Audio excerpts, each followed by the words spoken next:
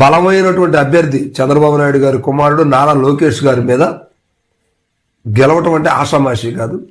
నారా లోకేష్ గారి మీద కూడా గెలిచినటువంటి వ్యక్తి.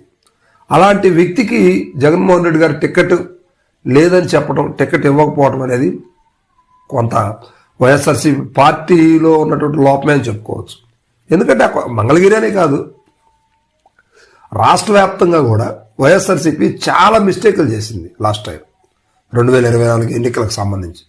సో అందులో సీనియర్లు కావచ్చు, జూనియర్లు కావచ్చు, మంచి లేదు చెడు లేదు, ప్రతి ఒక్కళ్ళకు కూడా చాలా కష్టతరమైన పరిస్థితి వచ్చింది. సో చాలా తక్కువ మంది 11 సీట్లకు పరిమితమైన పరిస్థితి వైఎస్ఆర్సీపీలో ఉంది. అందులో రామకృష్ణారెడ్డి గారు పోటీ చేయకపోవటం మంచిది అని సంబరపడ్డటువంటి సందర్భాలు కూడా మంగళగిరి కాన్స్టిట్యున్సీలో లేకపోలేదు.